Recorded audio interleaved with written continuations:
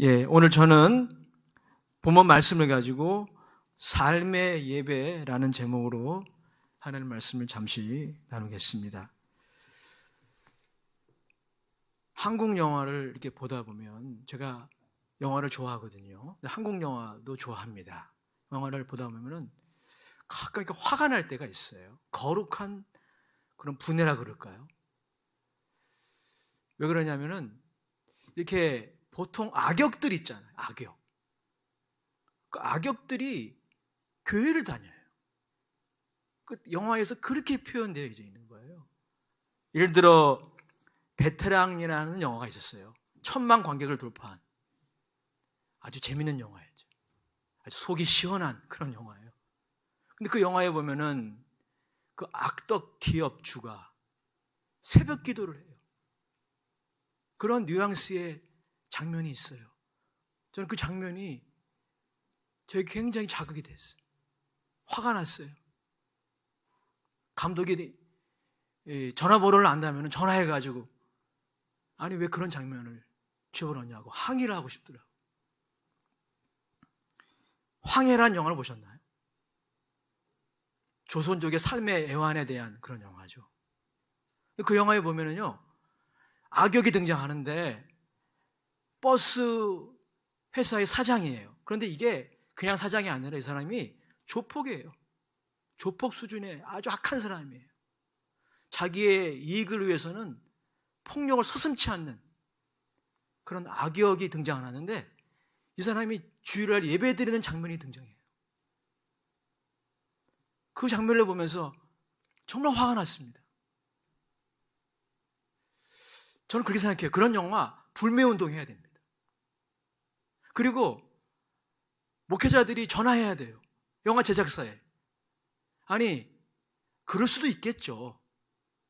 악한 사람도 교회에 와서 예배드리고 구원 받아야 되니까. 하지만 다른 종교들이 많이 있잖아요. 그럼 절에 가서 시주하는 사람도 등장을 해야 되지 않습니까? 근데 유독히 교회에서 예배드리는 사람들이 보면 악인이 많아요. 그럴 때 화가 나고 정말 한국 교회가 좀 하나된 목소리를 낼 수 있다면은 제작사에 전화를 해가지고 그 장면 좀 고려해달라고. 왜 얘기 못합니까? 카톨릭은 못 건드립니다. 여러분 이거 내용은 나가도 됩니다. 카톨릭은 바티칸을 중심으로 하나예요. 그래서 카톨릭을 그런 비리를 다루는 영화도 별로 없고 악역이 성당에서 예배드리는 장면 그렇게 잘 없습니다. 여러분 요즘에 정말 교회의 이미지가 실추된 그런 시대를 어렵사리 통과하고 있습니다. 아마 직장 생활하고 그리고 이렇게 학교에서 사람들 만나는 분들 중에서는 교회 욕을 아마 한 번쯤은 다 들어보셨을 거예요. 제가 최근에 어떤 분하고 통화를 했는데 직장 동료들이 하도 교회 욕을 해가지고 그 교회 욕을 들을 때 자신을 욕하는 느낌이었다는 거예요. 참 제가 그 이야기를 듣고 동감했어요. 정말 이분이 그래도 하나님의 사람이시구나. 아마 여러분 그것 때문에 얼마나 힘드십니까? 우리는 지금 그런 시대에 살고 있어요. 여러 가지 원인이 있겠죠. 정치적인 원인이 있을 수 있어요. 또 영적인 원인이 있을 수 있습니다. 그러나 혹시 그 원인이 우리의 내부에 있다면 어떨까요? 시급히 해결해야 돼요.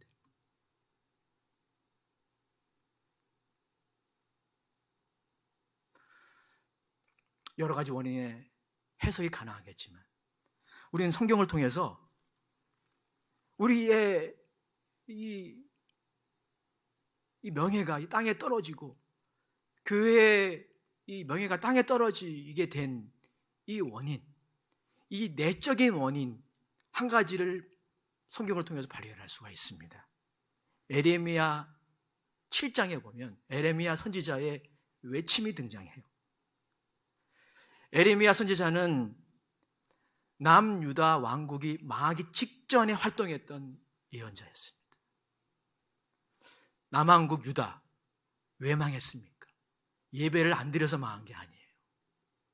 그들은 절기 때나 안식일 때나 예루살렘에 모여서 하나님을 예배하는 하나님의 백성들이었습니다. 근데 문제는 그들의 이 공적 예배, 이렇게 모이는 예배가 공적 예배 아닙니까? 현장에서 모이든 비대면으로 모이든 이게 공적 예배거든요. 퍼블릭 월십. 이 공적 예배가 삶의 예배로 연결되지 않은 거예요. 조금이라도 연결이 좀 돼야 되는데 너무 연결이 안 되는 거예요. 그 시대에 예레미야 선지자가 선지 활동을 했어요. 결국 어떻습니까? 남유다 왕국은 BC 587년에 바벨론의 침공을 받아가지고 완전히 망해버립니다. 백성들은 뿔뿔이 흩어지고요. 그 중에 일부는 바벨론의 포로로 끌려가기까지 했어요. 그리고 그들의 자존심이었던 예루살렘 성전은 완전히 돌무더기가 됩니다. 그들은 모여서 예배드릴 수 없었어요. 그들은 이방 나라의 포로를 끌려가서 큰 수치를 당했습니다.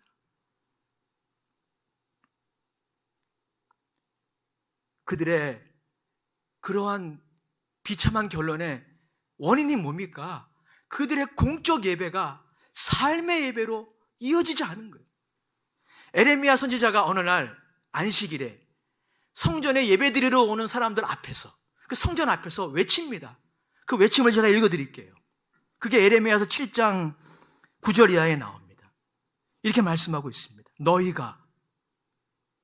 너희라고 하는 것은 예배드리러 오는 유다 백성들을 의미하는 것이죠. 너희가 도둑질하며 살인하며 간음하며 거짓 맹세하며 바알에게 분향하며 너희가 알지 못하는 다른 신들을 따르면서 내 이름으로 일컬음을 받는 이 집에 들어와서는 내 앞에 서서 말하기를 우리가 구원을 얻었나이다 하느냐. 이는 이 모든 가증한 일을 행하려 함이로다. 내 이름으로 일컬음을 받는 이 집이 너희에게는 도둑의 구렬로 보이느냐. 보라, 나 곧 내가 그것을 보았노라. 여호와의 말씀이니라. 무엇입니까? 그들에게 예배가 없었던 것이 아닙니다. 절기 때마다 현장에서 모였어요. 그런데 그들이 하나님의 이름을 불렀지만, 여호와의 집에 와서 하나님을 예배했으나 그들의 마음으로는 바알을 더 사랑했어요. 바알이 뭡니까, 여러분? 세상의 번영과 성공을 약속해주는 신이 바알신이었어요. 하나님의 이름을 불렀지만, 하나님을 예배하긴 했으나 그들의 마음으로 사실 예배하는 것은 다른 것이었다는 거죠. 삶의 예배가 이루어지지 않은 거예요. 공적 예배가 삶의 예배로 이어지지 않으니까 결국 하나님이 그들을 그냥 내버려 두실 수 없었습니다. 결국 그들은 뿔뿔이 흩어지게 되었고 모여서 예배드리지 못하는 지경에 이르게 되었고, 그들의 명예는 땅에 떨어지고, 그들의 명예가 땅에 떨어지니까 하나님의 명예마저도 땅에 떨어지는, 그게 역사에 기록되어 있습니다. 이게 우리의 거울이 되어야 될 줄로 믿습니다. 이렇게 여러분, 교회의 명예가 땅에 떨어진 이유가 이것만은 아니겠죠. 정치적인 이유도 있을 것이고 영적인 이유도 있을 거예요. 하지만 만약에 이것 때문이라면 이거 고쳐야 돼요. 전 이것이 우리의 현 상황의 중요한 원인이라고 저는 믿습니다. 여러분들이 동의하실지 모르겠어요. 여러분 동의하시건 동의하지 않건 한 가지 분명한 것은 여러분들의 이 공적 예배가 여러분들의 삶의 예배로 이어져야 됩니다. 그렇지 않다면 하나님의 영광을 우리가 어떻게 제대로 드러낼 수 있겠습니까? 완벽하게는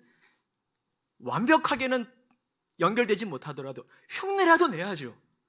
하나님을 예배하는 백성이라고 세상에서 좀 흉내라도 내야죠. 그게 이루어지지 않는 모습, 어떻게 보면 세상에 영화를 제작하는 감독이나 제작자의 눈에 비춰진 교회는 그런 모습이었지 않는가. 냉철하게 자기 점검을 해야 되는 것입니다. 오늘 그래서 이러한 문제의식을 가지고 제가 나누기 원하는 설교의 요지는 아주 단순합니다. 다음과 같아요. 우리의 공적 예배와 삶의 예배는 필수 불가결하게 연결되어 있다는 거예요. 이거예요. 이게 다예요. 즉 여러분, 우리가 공적 예배를 회복하고 공적 예배에 성공하면 그것은 우리의 삶의 예배로 이어지게 되어 있어요. 그리고 우리의 삶의 예배가 회복될 때 우리의 공적 예배도 더 회복이 되는 거예요. 더 부흥하는 것입니다. 이 둘은 뗄래야 뗄 수 없는 관계가 있는 거예요. 오늘 저는 로마서 12장 2절을 통해서 그 부분을 같이 좀 나누기 원합니다. 그래서 우리 모두 공적 예배에 성공하고 삶의 예배에도 성공하는 그런 2021년도가 될 수 있기를 주의 이름으로 축원합니다.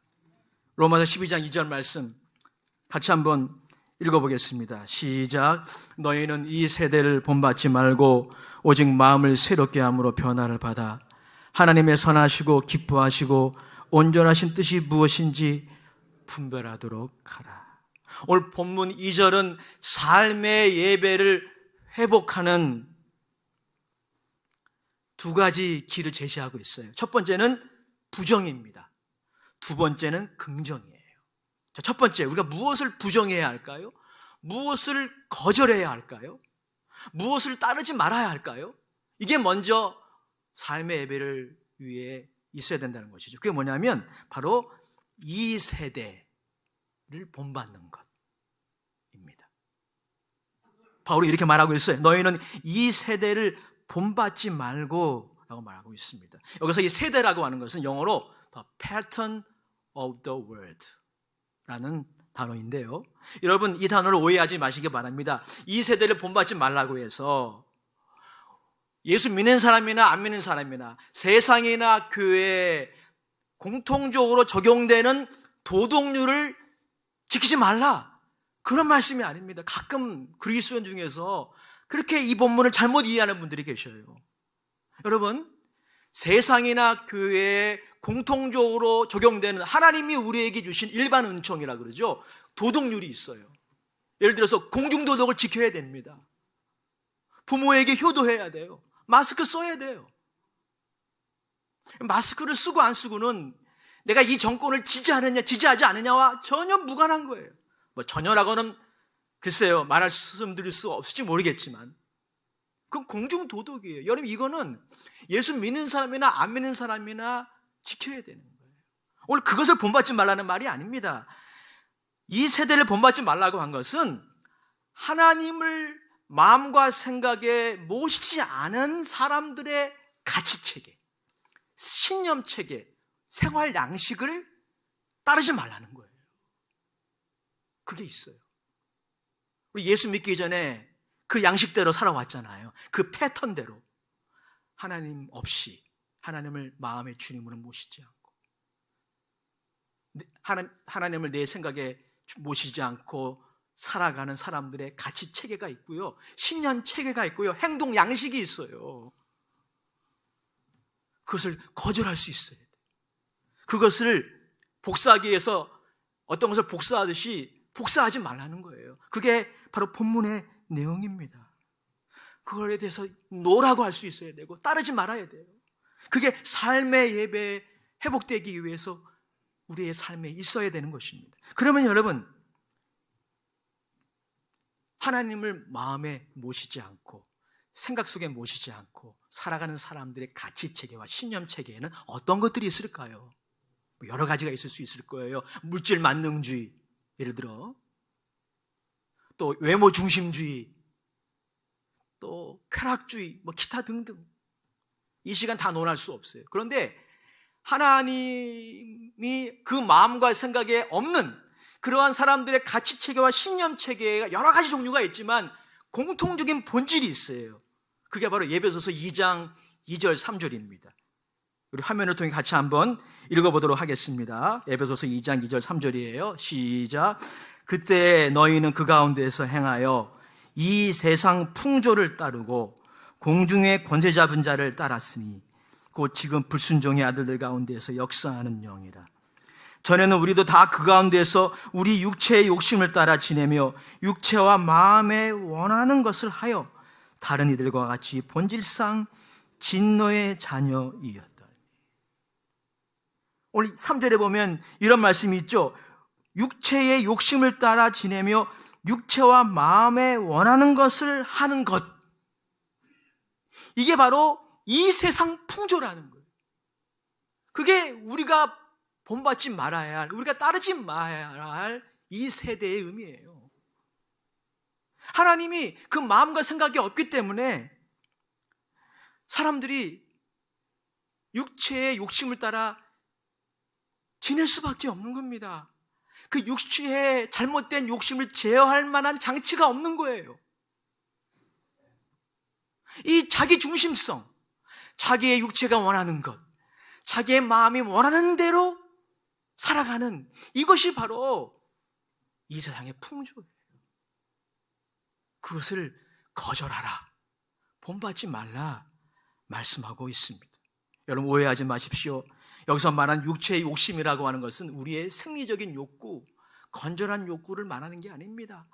하나님을 마음과 생각에서 밀어버리고 그 이후에 만들어진 왜곡된 욕망.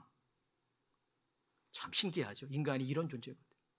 하나님을 마음에 모시지 않으면 자유가 있을 줄 알았는데 그게 아니에요. 인간이 그런 존재가 아닙니다. 하나님의 형상대로 존귀하게 만들어진 존재이기 때문에 인간이 하나님을 마음과 생각에서 밀어낸 이후에 만들어진 왜곡된 욕심, 이게 육체의 욕심이에요. 그 왜곡된 욕심의 특징이 뭡니까? 자기 뜻대로 다 돼야 돼요. 내가 원하는 대로 돼야 돼요. 내 육체의 욕심대로 돼야 돼요. 자기 중심성, 이게 죄의 본질이에요.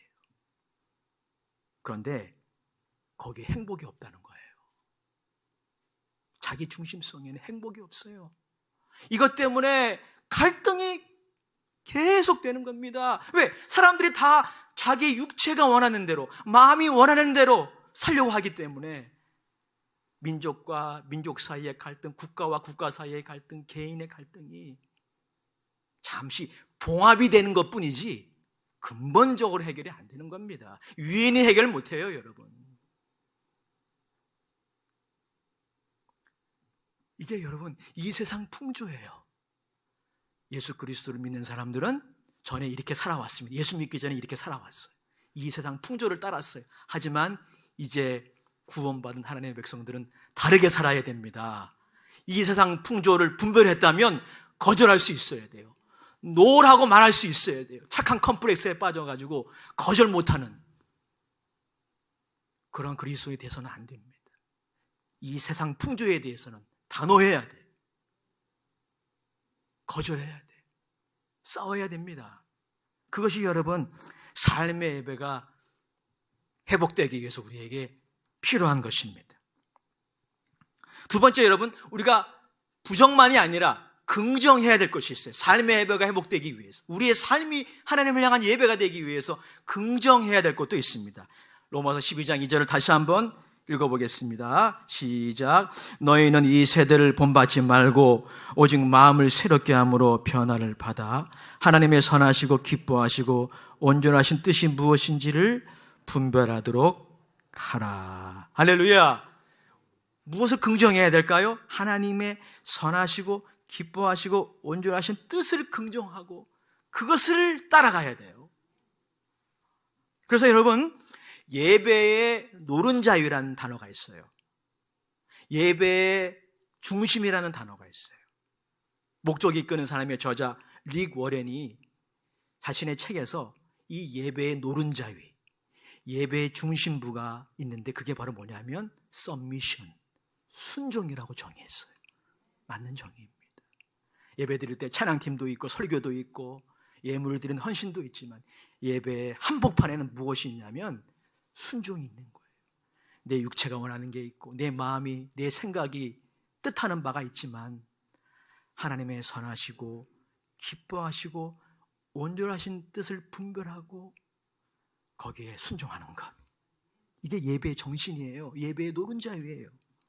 그런데 오늘 본문에 보면 이 뜻을 우리가 순종하고 따르기 위해서 우리에게 필요한 게 있다는 거죠. 분별이에요. discernment. 하나님의 뜻을 알고 이해해야 순종할 수 있지 않겠습니까? 그런데 오늘 본문에 보면 하나님의 뜻을 알고 이해하기 위해서 우리에게 정말 중요한 게 필요하다는 거예요. 무엇이 필요할까요? 여러분들 생각은 어떠십니까? 하나님의 뜻을 알고 이해하기 위해서 대단한 IQ가 필요한 것 아닙니다. 하나님의 뜻을 알고 이해하기 위해서 여러분들이 창세기부터 요한계시록까지 달달달 외워만 되는 것은 아니에요. 그렇게 하면 좋겠지만 꼭 그렇지 않아요. 하나님의 뜻을 알고 이해하기 위해서 여러분들이 다 신학대학에 들어가가지고 신학 석박사가 되어야 되는 것도 아닙니다. 하나님의 뜻을 알고 이해하기 위해서 여러분들이 우주선을 타고 달나라에 가야 될 필요도 없어요. 따라합시다. 하나님의 뜻은 가까이에 있습니다. 가까이에 있어요. 근데 우리가 왜 하나님의 뜻을 분별하지 못할까요? 마음이 혼탁해져 있어요. 우리의 마음이 어두워져 있어요. 우리의 마음의 눈이 어두워져 있다 보니 바로 옆에 있는 하나님의 뜻을 분별하지 못해. 그래서 순종도 어려워지는 겁니다. 그래서 오늘 사도 바울은 우리들에게 요청합니다. 따라합시다. 오직, 더 큰 소리로 오직 마음을 새롭게 함으로 변화를 받으라. 이게 우리에게 필요한 거예요. 우리의 마음을 혼탁하게 하고 우리의 마음의 눈을 어둡게 하는, 그래서 하나님의 뜻을 순종하기 힘들게 하는 우리의 마음을 청소해야 된다는 거예요. 마음을 새롭게 해야 된다는 거예요. 바로 그때 우리에게 무엇이 이루어집니까? Transformation of the heart. 마음의 변화가 생기는 겁니다. 사랑하는 여러분, 제가 여러분들에게 질문 한 가지를 들어볼게요. 여기 마음이라는 단어가 등장하잖아요. 마음. 바울을 포함한 고대 히브리인들은 마음이라는 이 장치가 우리의 삶의 모든 행동을 주관하는 컨트롤 타워라고 그렇게 생각했어요. 그러니까 마음의 어떠함이 그 사람의 어떠함을 결정하는 거예요. 그 사람의 삶을 지배하는 거예요. 성경적인 정의입니다. 근데 마음에는 두 가지 기능이 있어요. 제가 이 부분에서 여러분들에게 질문을 드리는 거예요. 첫 번째 기능은 무언가를 알고 이해하는 기능이에요. 이게 마음의 첫 번째 기능이에요. 그리고 두 번째 기능이 있어요. 알고 이해했다면 무언가를 원하고 갈망하고 좋아하는, 그걸 영어로 affection이라고 그러죠. 그런 기능이 있어요. 자, 이제 질문 들어갑니다. 답은 유튜브로 댓글 올려주세요. 이 두 가지 기능 중에서 어떤 것이 여러분의 행동에 영향을 더 줄까요? 여러분, 둘 다 줄 거예요. 뭔가를 알고 이해하는 것이 우리의 삶의 행동에 영향을 주겠죠.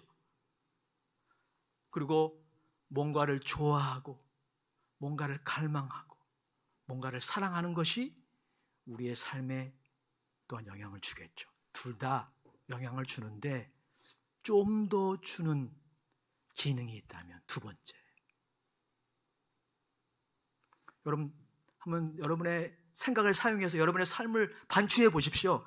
여러분들이 움직이는 곳이 어디입니까? 여러분들이 좋아하는 곳이에요. 여러분들이 사랑하고 여러분들이 갈망하는 대상에게로 여러분 가까워지게 되어 있어요. 그게 인간입니다. 그러니 여러분, 하나님의 뜻을 순종하는 삶을 살기 위해서는 하나님의 뜻을 알고 이해하는 것으로 끝나면 안 돼요. 그것을 원해야 돼요. 그걸 갈망해야 돼요. 여러분, 이 두 번째 차원이 없으면 여러분들이 교회에 와서 말씀을 듣고 성경 공부하고 하나님의 뜻을 알고 이해합니다. 아마 오늘 예배에 오신 분들 정도야 하나님의 뜻을, 보편적인 뜻을 모르는 분들은 아마 없으실 거예요. 문제는 뭡니까? 하나님의 뜻을 알고 이해는 하고 있지만 그렇게 살고 싶지가 않은 거예요. 별로. 이게 우리의 마음의 혼탁함입니다. 우리의 마음의 눈이 어두워진 거예요. 그래서 우리에게 필요한 게 뭡니까? The transformation of the heart. 우리의 마음의 변화가 필요한 거예요. 우리의 마음의 변화. 그래서 여러분, 우리의 마음의 갈망의 대상이 바뀌어야 돼요. 트랜스포밍 돼야 돼요. 하나님의 뜻을 순종하고 따르기 위해서는 무엇보다도 하나님이, 이 부분이 제일 중요해요. 오늘 이 설교에 지금까지 좀 조시는 분들도 지금은 옆에 좀 깨워주세요. 지금까지는 졸았더라도 이 부분 조심을 안 돼요. 여러분들이 하나님의 선하신 뜻을, 또 기뻐하시는 뜻을, 또 온전하신 뜻을 분별하고 그걸 순종하기 위해서는 여러분들의 갈망의 대상이 하나님이어야 해요. 그렇게 변화돼야 돼요.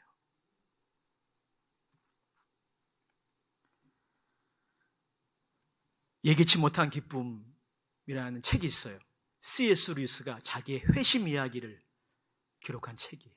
그 책의 후반부에 보면 C.S. 루이스가 자신의 자서전적인 신앙 고백을 글로 남겼습니다. 거기에 보면 그의 인생은 자신의 영혼의 기쁨과 만족을 위해 무언가를 추구하는 삶이었다는 거예요. 그래서 한때 C.S. 루이스는 북유럽의 신화, 거기에 푹 빠졌어요.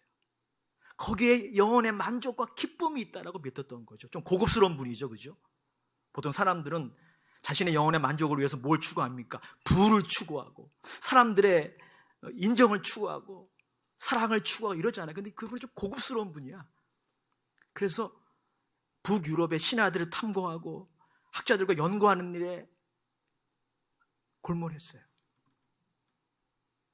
그런데 그 영혼의 진정한 기쁨과 만족을 찾지 못했는데 그분이 예수님을 믿고 회심하였습니다. 회심한 이후에 그가 이렇게 자신의 책에서 말합니다. 회심이 이루어지는 순간, 제가 그분의 책을 그대로 인용하는 것이 아니고 요약해서 인용하는 것입니다. 회심이 이루어지는 순간, 예수님을 믿고 하나님의 자녀가 되는 순간 나의 갈망의 대상이 바뀌었다는 거예요. 그전에는 나의 영혼의 기쁨과 만족, 이것이 나의 갈망의 대상이었어요. 그래서 그것을 위해서라면 무엇이든지 한 거죠. 오늘날 우리가 그렇잖아요. 우리의 영혼의 만족과 기쁨을 위해서 어떤 사람은 낚시에 빠지기도 하고, 어떤 사람은 스포츠에 빠지기도 하고, 어떤 사람은 도박에 빠지기도 하고, 저급한 것에서 고급스러운 것까지 많이 있잖아요, 여러분. 그런 문제는 뭐냐면 그것이 우리의 영혼의 만족과 기쁨이 되지 못한다는 거예요. C.S. 루이스가 하나님을 만나고 깨달은 것, 그리고 바뀐 것, 그의 갈망이 자신의 영혼의 만족과 기쁨이 아니라 하나님이 되신 거예요. 이러한 변화가 우리에게 있어야 돼요. 이 변화가 있지 않으면 여러분, 하나님의 뜻을 여러분들이 알고 이해했다 할지라도 그렇게 살기 싫은데요. 그게 저와 여러분들의 연약함이에요. 저도 그것이 있어요. 그러면 예배 드릴 때는 하나님의 이름을 부르면서 하나님 사랑합니다, 하나님 찬양합니다. 그러나 예배 끝나고 세상으로 돌아가면 인터넷 앞에서 무너지고 TV 앞에서 무너지고 사람들과의 만나면서 무너지는 거예요. 마음을 새롭게 함으로 변화를 받으라. 이게 우리에게 필요한 것이. 그러면 마지막 한 가지 결론에 도달하게 되죠. 어떻게 마음을 새롭게 할 수 있을까요? 마음을 변화시킬 수 있을까요? 이 질문에 대한 답이 오늘 제가 서론에 말씀드렸던 설교의 요지예요. 바로 그것이 예배입니다. 이 공적 예배예요. 에스겔서 36장 25절, 27절 띄워주시기 바랍니다. 정말 중요한 구절입니다.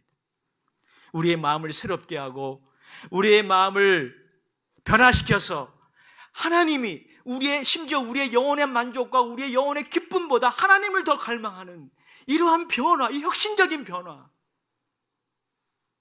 그래서 하나님의 뜻을 따라 사는 것이 하나님의 뜻을 따라 살지 않은 것보다 더 행복해 보이고, 때로는 내가 쓰러지고 넘어져서 하나님의 뜻에 불순종할 때도 있지만 다시 돌아와서 하나님의 뜻을 따라 살아가는 이 삶의 예배, 그것이 회복되는 것이 역설적으로 뭡니까? 공적 예배를 잘 드려야 돼요. 에스겔서 36장 25절 27절 같이 또박또박 읽겠습니다. 시작. 맑은 물을 너희에게 뿌려서 너희로 정결하게 하되 곧 너희의 모든 더러운 곳에서와 모든 우상 숭배에서 너희를 정결하게 할 것이며 또 내 영을 너희 속에 두고 새 마음을 너희에게 주되 너희 육신에서 굳은 마음을 제거하고 부드러운 마음을 줄 것이며 또 내 영을 너희 속에 두어 너희로 내 율례를 행하게 하리니 너희가 내 규례를 지켜 행할지라. 할렐루야. 여러분, 이 일이 언제 일어납니까? 언제 맑은 물, 예수님의 보혈을 상징한다고 보면 돼요. 예수님의 보혈이 우리에게 뿌려집니까? 예배 드릴 때예요. 예배 드릴 때 예수님이 십자가에서 이 일을 하셨어요. 그 피를 다 흘려주셨어요. 예배 드릴 때마다, 예수님의 이름을 부를 때마다, 신령과 진정으로 예배 드릴 때마다 이 공적 예배에 예수님의 보혈이 뿌려지는 거예요. 그 맑은 물이 뿌려지는 것입니다. 우리의 마음을 혼탁하게 했던 모든 더러운 것들이 씻어지는 거예요. 그리고 오늘 성경에 보니까 그 이후에 그것으로 끝나는 것이 아니라 하나님이 하나님의 영, 성령을 우리에게 주셔서 우리의 마음을 아예 바꿔주시겠다는 거예요. 여러분, 여러분들의 마음을 새롭게 하는 거, 변화되는 거, 도 닦아서 되는 거 아닙니다. 금식 때로는 필요하지만 논리적으로 보면 금식이 그걸 해결해 주는 게 아니에요. 우리의 마음을 새롭게 하고 우리의 마음을 변화시켜서 하나님 자신이 우리의 갈망의 대상이 되고 그 어떠한 것보다도 하나님을 갈망하고 하나님을 의지하는 이 변화, 이게 이루어지게 하는 건 성령님이세요. 성령님이 하시는, 제가 하는 것도 저는 수단일 뿐이에요. 성령님이 언제 그 일을 하실까요? 예배 드릴 때. 근데 조건이 있어요. 우리 예배가 형식적인 예배가 되면 성령님 역사 안 하셔요. 신령과 진정으로 예배할 때, 대면으로 드리든, 대면으로 드리는 게 더 좋겠지만 비대면으로 드리든, 여러분들이 어떤 환경 때문에 교회에 못 오실 때가 있지 않습니까?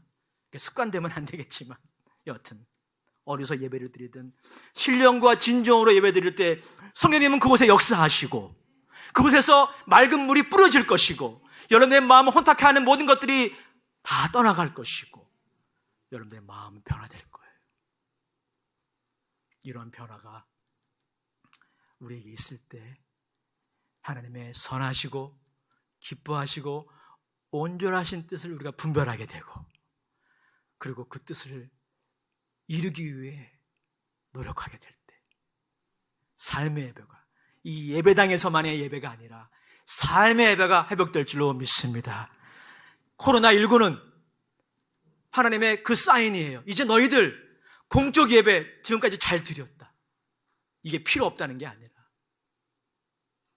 삶의 예배 조금이라도 회복해야 되지 않겠니? 예배 끝나고 집으로 돌아가. 그러니까 여러분, 진정한 예배, 삶의 예배는 언제 시작될까요? 여러분, 제가 주기도송 같이 부르고 축도하고 여러분들이 문을 열고 나가면서 시작되는 거예요. 하나님 함께 하실 줄 믿습니다. 하나님이 도와주실 줄 믿습니다.